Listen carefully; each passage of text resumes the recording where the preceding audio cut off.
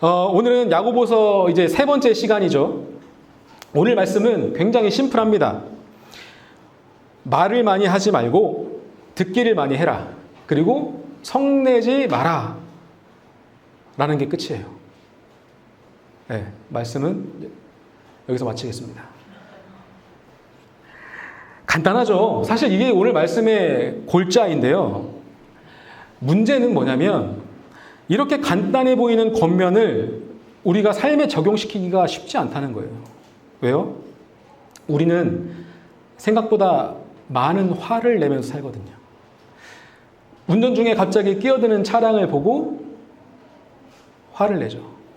그리고 신호가 저기 있는데 앞차가 너무 느리게 가다가 자기만 신호받고 가는 차를 보고 우리는 화가 납니다.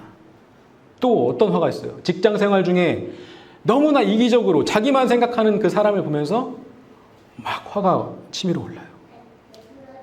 그런데 그런 사람은 있을 수 있죠. 나는 웬만하면 화내지 않는 사람이야. 나는 웬만하면 그런 성 안 내는 사람이니까 괜찮아. 라는 사람들도요, 은연중에 그 마음속에 있는 그 화들이 분명히 있을 겁니다. 사실 화를 내도요, 어떤 사회의 정의나 또 의로운 일을 위해서 내가 화를 낸다고 하면 그나마 다행이죠. 하지만 우리가 내는 화를 생각해 보십시오. 대다수의 화는 그냥 사소한 문제나 나에게 해를 끼치는 것 때문에 일어나는 화들이 바로 대다수의 화일 겁니다. 제가 오늘 말씀을 묵상하면서 어려웠던 부분이 바로 이런 것이었어요. 제 스스로가요, 화가 많은 사람이라는 걸 저는 알고 있거든요. 저번 주에도 운전하다가 화냈거든요.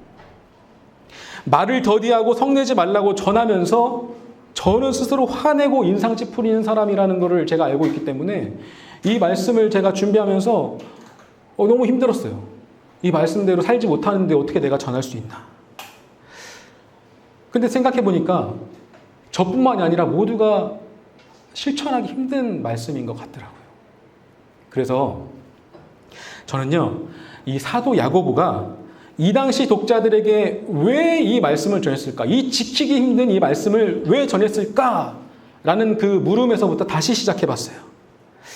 그 심리학 용어 중에 제가 심리학은 잘 모르지만 그 동일시라는 말이 있더라고요. 동일시. 그러니까 자기가 좋아하거나 존경하는 사람의 어떤 태도나 모습이나 성향, 가치관, 행동들을 자기와 같다고 생각하는 것, 그렇게 받아들이는 것이요. 그러니까 최근에는 이 동일시를 통한 어떤 치유도 활발히 일어나고 있다고 하는데 제가 이걸 좀 변형해 봤어요. 어떻게 변형해 봤냐면 제가 이 당시 야고보서를 받아든 독자들에게 동일시 해봤습니다. 내가 이 당시 사람들이었다면. 그랬더니 새롭게 들리는 말씀들이 있었어요. 그래서 저는 그 방법을 여러분에게 지금 좀 소개해 드리려고 합니다. 잘 따라오셔야 돼요. 자, 준비되셨죠? 제가 이 손가락을 튕기면 여러분들은 그때로 돌아가는 겁니다. 자, 레드 선 돌아갔어요. 자, 지금은 언제냐면 기원 후 약 45년경입니다. AD 45년경이에요. 우리는 이스라엘 근처에 살고 있는 유대인들입니다. 우리가 누구라고요? 유대인이에요. 우린 유대인입니다. 한국 사람 아니에요. 유대인들입니다. 자, 그런데 우리는 그냥 유대인이 아니라 예수 그리스도의 복음을 들었어요. 그러니까 그분이 십자가에 달리시고 죽으시고 다시 사셨다. 이게 바로 너를 위한 일이라 라는 것을 들었어요. 너무나 감격스러운 이 일을 듣고 나서 우리는 이걸 믿기 시작합니다. 그래서 우리는 예수 그리스도를 다시 오실 메시아라고 생각하며 살아가요. 그리고 그분이 말씀하시고 떠났던 그 명령, 너희들이 이 일의 증인이 되라 라는 그 명령을 우리가 지키려고 합니다. 그래서 뭔가 이거를 먼저 알고 있다는 그 자부심마저 우리에게 있어요. 자, 그런데 문제가 생겨요. 우리의 선봉장, 우리의 리더와 같은 사람이었던 그 스데반 집사님이요. 아시죠? 스데반 집사님. 가까이 있었잖아요. 그 스데반 집사님이요. 예루살렘에서 이 복음을 전하다가 어떻게 됐어요? 돌에 맞아 죽었어요. 이 충격적인 일을 우리가 맞닥뜨리니까요. 무서워져요. 왜? 내가 저거 했다간 내가 돌에 맞아 죽겠구나. 사람들이 이걸 싫어할 거라고는 예상했는데 돌로 쳐 죽일 것이라고까지는 예상하지 못했어요. 그래서 이거 잘못했다가는 내가 큰일 나겠구나 해서 우리가 도망을 가는 거예요. 우리의 고향 예루살렘을 떠나서 이곳저곳 우리의 상황이 닿는 대로, 우리의 힘이 닿는 대로 막 도망갔어요. 그리고 나서 여러 시일이 좀 흘렀습니다. 우리는 그리스도인이니까, 그리스도를 믿는 사람들이니까 그래도 모여서 이 일을 좀 나눠야 돼요. 그래서 어제는 박장로님 집에서, 오늘은 김지삼님 집에서, 또 다음 주에는 뭐 어떤 성도의 집에서 이렇게 모여서 말씀을 나누기로 해요. 하지만 지금 우리한테는 우리가 보는 이 성경이 없어요. 정경화된 문서가 없기 때문에 구약을 외우고 있는 사람들이나 예수님에게 어떤 말씀을 들었던 사람들이요, 직접 선포해 주는 거예요. 그 말씀을. 그런 모임들을 우리가 가집니다. 그러면서 그 말씀을 가지고 함께 토론하고 은혜를 나누고 있는 상황입니다. 자, 그런데 문제가 하나 생겼어요. 여기서 중요합니다. 문제가 하나 생겼는데 우리가 같이 모인 모임 안에서 잡음이 발생하기 시작합니다. 그 이유는 저 멀리 유대 공동체, 원래 우리가 있던 그 고향 유대 공동체 안에서요, 어떤 세력이 하나 커지기 시작하면서부터요. 그게 어떤 세력이었냐면, 원래 바리새파 사람들인데 그들이 권력에 붙어, 로마 권력에 붙어서 막 이기적으로 행동하는 그거에 환멸을 느껴서 빠져나온 사람들이요, 우리의 권력과 우리가 원래 가지고 있던 그 자부심을 무력으로 쟁취하자라고 하는 사람들이 생겨나면서부터예요. 자, 우리는 이 사람들을 열심당이라고 부르겠습니다. 무력과 폭력으로 다시 하나님 나라를 쟁취하자라고 하는 그 운동을 하는 사람들이 열심당이에요. 열심당. 이거에 되게 열심인 사람들이라고 해서 열심당이라고 부르겠습니다. 자, 이러한 기조가 점점 멀리 퍼져나와서 우리에게까지 들어옵니다. 하나님께서 유일한 신으로 추앙받고 나타나는 그 나라를 만들기 위해서 폭력도 불사하겠다라고 하는 그 열심당, 여러분들 들었을 때 어떤 마음이 드신가요? 좀 동조가 되시나요? 아니면 거부감이 드시나요? 자, 우리 상황을 다시 한번 보겠습니다. 우리의 삶이 어떤지 아시죠? 우리는 고향을 떠나왔어요. 가난해요. 항상 주위 사람들에게 눈칫밥을 먹고 있어요. 언제까지 이 모양 이 꼴로 우리가 살 텐가? 하나님만이 유일한 신이라고 우리는 알고 있는데 왜 우리는 로마에게 조아려야 하나? 무력으로 쟁취해내자라는 이 사상이 우리에게 어떻게 들렸을까? 그러자! 라고 하는 사람들이 분명히 있었다라는 거예요. 자, 안식일이 됐습니다. 제 기준으로 제 오른편에 있으신 분들은 이 열심당 운동에 동조하는 사람이라고 간주하겠습니다. 자, 여러분들은 어떤 사람들이에요? 열심당, 그 사상에 동조하는 사람들입니다. 자, 여러분들은 그 사상에 좀 거부감이 있어요. 그래도 우리가 그러면 안 되지 라고 하는 사람들입니다. 자, 장로님을 기준으로 이 오른편에 있는 사람들이 열심당인데 우리가 모여서 말씀을 이제 선포합니다. 제가 레위기 말씀을 하나 크게 읽을게요. 상처에는 상처로, 눈에는 눈으로, 이에는 이로 갚을지라 남에게 상해를 입힌 그대로 그에게 그렇게 할 것이며 라는 말씀을 우리가 함께 모인 자리에서 제가 읽었어요. 자, 우리는 애초에 이 말씀을 배울 때, 유대 공동체에서 이 말씀을 배울 때 이 말씀의 원뜻이, 원래 의미가 무엇인지 알고 있어요. 그 원래 의미가 뭡니까? 우리의 선조들이 광야 생활을 할 때 어떤 법과 질서가 없었기 때문에 무차별적인 복수를 하지 말라는 뜻이거든요. 그러니까 나의 눈을 상하게 했으면 너는 그 상대방의 눈을 이상의 것을 복수하지 마라. 나의 이를 상하게 했으면 너는 그 이 이상으로 복수하지 마라. 처벌하지 마라. 라는 말씀이에요. 그런데 제 오른편에 있는 열심당원 여러분은 이 말씀을 함께 나눴을 때 어떻게 말씀하시겠습니까? 제가 대신 한번 말씀드려볼까요? 우리 로마에게 이렇게 상처를 받았는데 어떻게 해야 돼? 상처를 갚아줘야지. 내가 이만큼 당했으니까 너희도 폭력을 당해봐야지 하는 마음이 있지 않겠습니까? 빨리 무력으로라도 하나님 나라를 만들어야 되는 사람들이에요. 그 열정이 엄청 가득 차 있는 사람들입니다. 그러니까 이 말씀이 어떻게 해석되냐면 나에게 압제를 했던 그 로마들에게 빨리 폭력을 행사해서 그들에게 갚아줘야 된다라고 막 적용을 시키는 겁니다. 이처럼 같은 말씀을 가지고요, 교회 공동체 안에서 어떻게 얘기하는 거예요? 서로 다르게 얘기하고 있는 거예요. 의견이 맞지 않으니까 서로 싸우게 되는 거예요. 궁극적으로 우리 모두는 이 땅에 다시 오실 예수님을 기다리면서 하나님 나라를 만드는 데는 동의합니다. 그런데 한쪽은 지금처럼 그냥 그리스도인으로 묵묵히 살아내자라고 하는 사람들이었고, 또 한쪽은 우리가 이것을 무력으로 쟁취해내자라고 하는 사람들의 그런 기조가 있었다라는 거예요. 또 한편에는 뜨뜻미지근한 사람도 있었겠죠. 자, 이런 상황에서 야고보가 우리에게 이렇게 말씀을 남긴 거예요. 함께 읽겠습니다. 내 사랑하는 형제들아, 너희가 알지니 사람마다 듣기는 속히 하고 말하기는 더디하며 성내기도 더디하라. 사람이 성내는 것이 하나님의 의를 이루지 못함이라. 매번 만나면 싸워요. 네가 맞네, 내가 맞네. 그 말씀을 그렇게 적용하면 되네, 안 되네 하면서 그 공동체 안에서 설전이 계속 오고 가는 모습을 보고요, 야고보가 전한 말씀이 바로 이런 거예요. 너희가 그렇게 하면 하나님의 의를 이룰 수 없다라는 겁니다. 여기서 의를 이룬다는 것은요, 쉽게 말해서 하나님의 의를 행한다라는 거예요.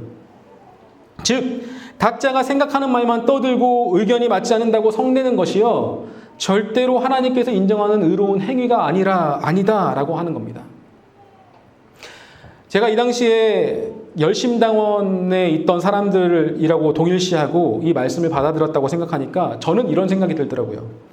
아, 내가 처음부터 이러진 않았는데, 그래도 우리의 모임 시간이 그토록 은혜로웠던 때가 있었는데, 말씀 한 구절을 우리가 함께 나눠도 그것 때문에 그렇게 깊이 감격할 때가 있었는데, 그래, 하나님의 나라는 우리가 폭력으로 하는 게 아니지, 하나님의 의는 우리가 무력으로 쟁취하는 게 아니지 라는 생각을 하게 되더라고요.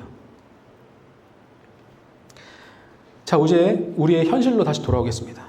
잠시 여러분들은 열심 당원도 되고 또 유대 그리스도인들도 돼봤습니다. 여러분들 다시 이 말씀을 보십시오.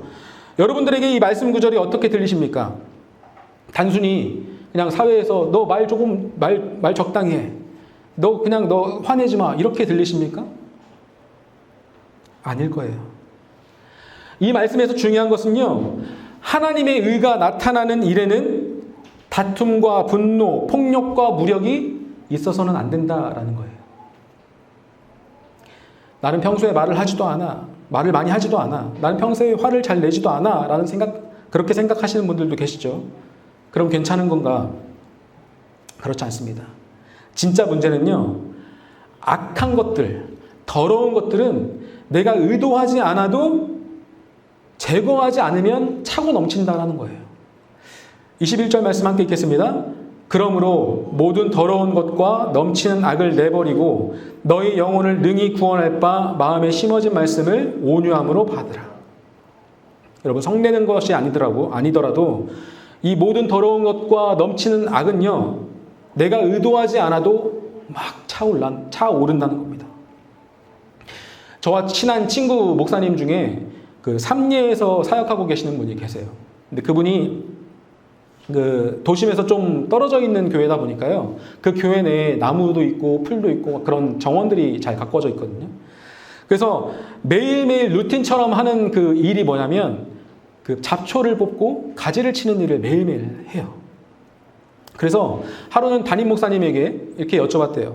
아니, 제가 볼 땐 이거 어제랑 그렇게 별다를 바가 없는 것 같은데 왜 자꾸 이걸 하십니까?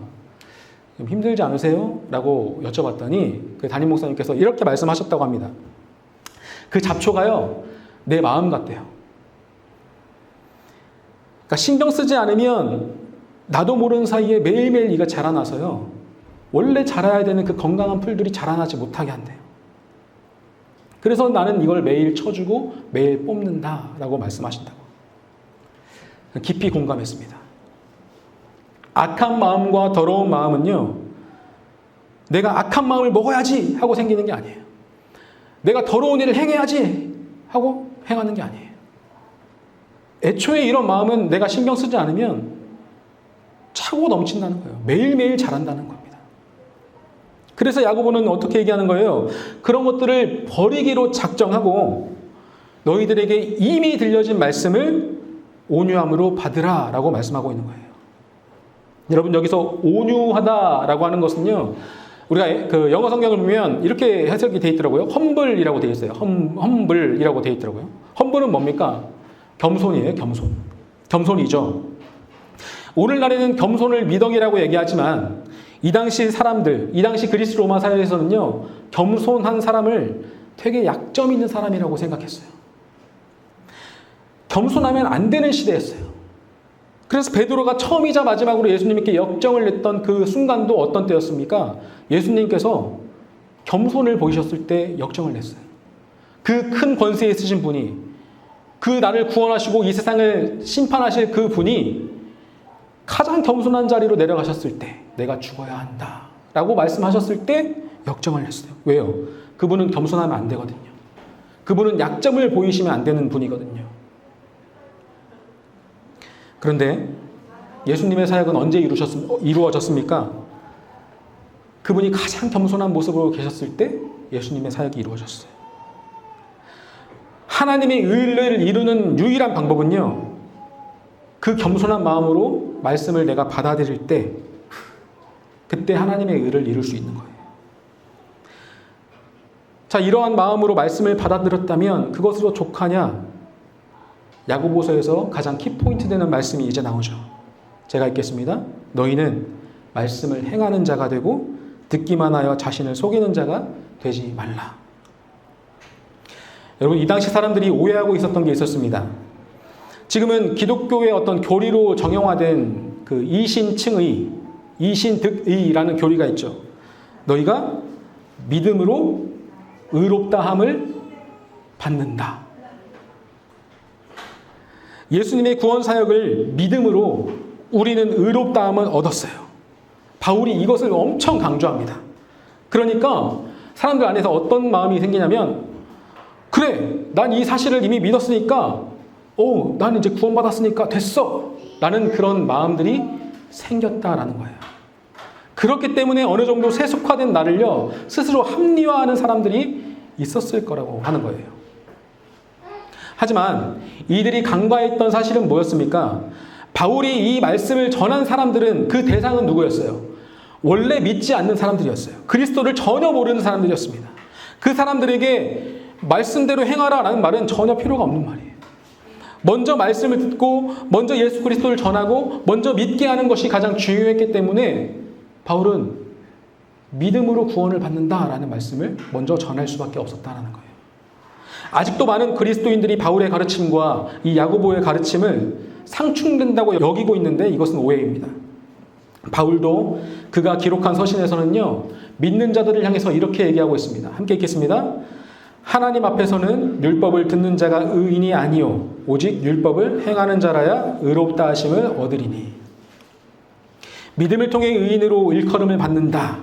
즉 믿기만 하면 구원을 받는다라는 교리로 인해서요, 그리스도인들 사이에서는 행하는 것에 대해서 굉장히 등한시되는 오늘날, 말씀을 듣고 뭔가를 행해야겠다라는 그 결단보다 내 지식을 채워주거나 어떤 가려운 것을 긁어주거나 하는 그것들을 찾아다니는, 그것으로 만족하는 경우들이 있죠. 왜요? 나는 이미 믿음으로 구원받은 사람이니까. 그것으로 충분하니까. 근데 야고보는 이렇게 얘기합니다. 너희가 들은 말씀대로 살지 않는다면 그것들은 다 거짓이야. 의인이 아니야. 라는 거예요. 그리고 스스로 속이는 사람이라는 겁니다. 그 뒤에 이어 23절부터 이렇게 말합니다. 제가 읽어드릴게요. 누구든지 말씀을 듣고 행하지 아니하면 그는 거울로 자기 생긴 얼굴을 보는 사람과 같아서 제 자신을 보고 가서 그 모습이 어떠했는지를 곧 잊어버리거니와 자유롭게 하는 온전한 율법을 들여다보고 있는 자는 듣고 잊어버리는 자가 아니요 실천하는 자니 이 사람은 그 행하는 일에 복을 받으리라.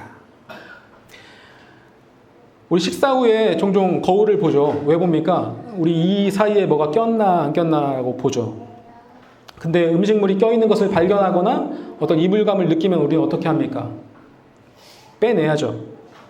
그걸 보고서 뭐가 꼈네 하고 그냥 냅두는 사람은 아무도 없을 겁니다.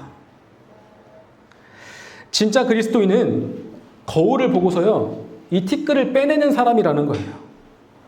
가짜 그리스도인은요, 이 거울을 보고 티끌이 있는 모습을 보고 금세 자기 모습을 잊어버리는 사람이라는 거예요.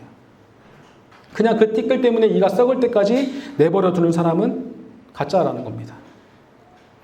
25절에 보니까 자유롭게 하는 온전한 율법이라고 얘기하고 있습니다. 언뜻 보면 좀 이상하죠. 율법이라는 단어는 자유라는 단어와 좀 상충되는 것 같아요. 어울리지 않죠. 그런데 이렇게 생각하시면 쉬울 것 같아요.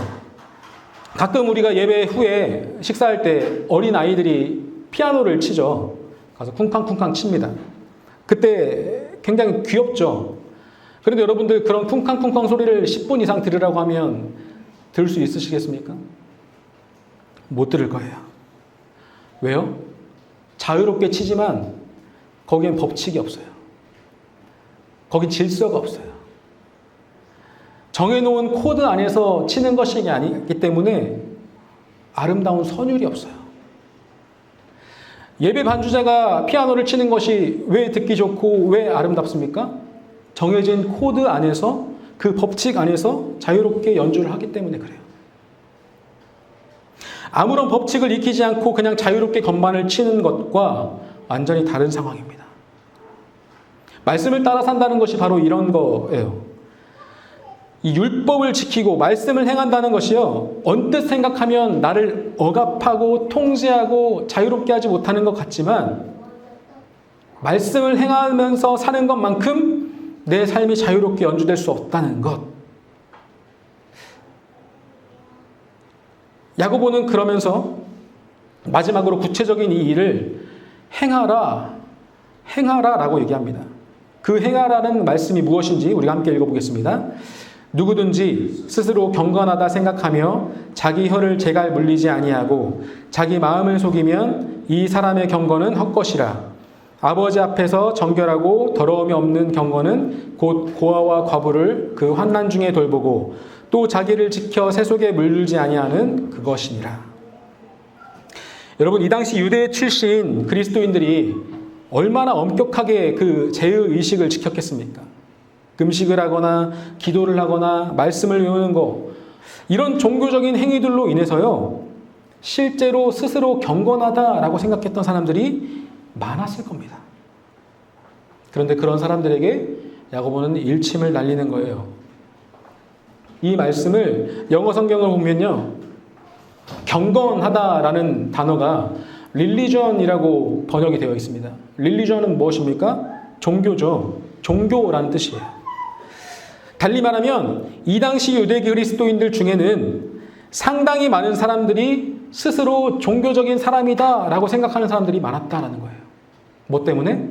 내가 하고 있는 의식이나 금식이나 이러한 종교적인 일들 때문에 나는 스스로 경건하고 종교적인 사람이다라고 생각하는 사람들이 많이 있었다라는 거예요. 그런데 야고보는 말합니다. 그거 종교적인 거 아니야. 그거 경건한 거 아니야. 진짜 종교적인 의식, 진짜 경건한 의식, 그 의식은 바로 이런 거야 하면서 말씀한 것이 바로 고아와 과부를 돌보는 것과 스스로를 지켜 세속에 물들지 아니하게 하는 것이라고 얘기합니다. 왜 하필 고아와 과부일까? 여러분 알고 계시죠? 당시 1세기 사회에서는 고아와 과부가 가장 취약한 계층이었어요. 과부는 남자가 아니었기 때문에 남편이 죽어도 유산을 받지 못했어요. 아무것도, 남편이 죽으면 그냥 그의 인생은 누가 돌봐주지 않는 이상 끝나는 거였어요. 고아는 어때요? 위로부터도 받을 것이 없으니까 아무것도 없는 사람들. 실제로 당시 길거리에서 구걸을 하거나 노예로 팔려간 사람들 대부분은요, 다 고아와 과부였다라고 합니다. 누구도 돌봐주지 못할 이 사람들을 돌봐주는 것, 아무도 관심 갖지 않는 사람들을 관심 갖고 지켜주는 것, 이것이야말로 진짜 종교적인 의식이고 경건이다 라고 얘기하고 있습니다. 그런데 이것이 여러분들 생각할 때 단순히 도덕적인 것을 얘기하는 것이 아니에요. 누구에게도 환영받지 못하고 사랑받지 못하는 사람들에게요, 뭘 한 거냐면요, 너를 사랑하는 사람이 있어. 너의 모습이 이렇지만 너를 끝까지 사랑하시고 지켜주시는 분이 계셔. 하나님이 계신다는 것을 알려주는 것, 이것이 바로 이 말씀의 진짜 의미라는 겁니다.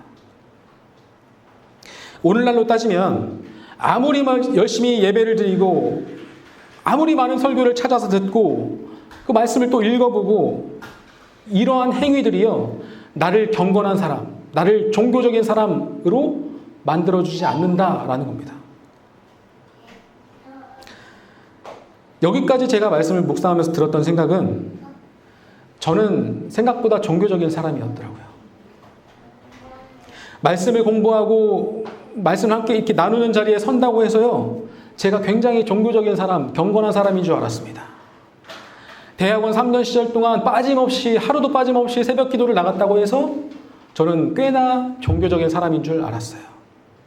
그런데 이 말씀에 비춰보니까요, 저는 경건한 사람도 아니었고 종교적인 사람도 아니었어요. 여러분은 어떠십니까? 여러분은 생각보다 종교적인 사람이십니까? 아니면 종교적인 의식만 하는 사람이십니까? 가만히 생각해 보면 사람들은요, 우리들의 어떤 경건해 보이는 의식, 우리의 하는 금식, 우리가 하는 경건 생활을 보고 하나님을 알 수 없어요. 세상 사람들은요, 어떤 걸 보고 하나님을 알 수 있냐면 우리가 하는 말, 우리가 하는 행동, 내가 밖으로 보여지는 나의 모든 것, 그런 것들을 보고 하나님을 알게 될 겁니다. 누가 새 속에 물든 나를 보고 하나님을 찾겠습니까? 내가 새벽 기도를 아무리 많이 나간다고 해도, 매일매일 나간다고 해도 밖에서 그렇게 경건한 모습이 아닌 위선자 같은 모습으로 살게 된다면 누가 하나님을 알아보겠습니까? 여러분의 생각보다 경건한 사람이 되십시오. 여러분의 생각보다 종교적인 사람이 되십시오. 그러기 위해서는 우리가 무엇을 해야 하냐? 우리가 보고 듣는 말씀 여기서 끝나는 것이 아니라 실제로 그 일을 행하는 사람이 되어야 하는 거예요. 나에게 고아와 가부는 누구일까? 나의 가족인가? 아니면 내가 만났던 누군가인가? 여러분, 그 사람들에게 내가 생각보다 종교적인 사람이라는 것을 알려주십시오. 그 한 구절, 이 말씀 한 구절이라도 우리가 행동으로 보이며 살아야 하나님은 분명히 우리를 통해서 나타나실 겁니다.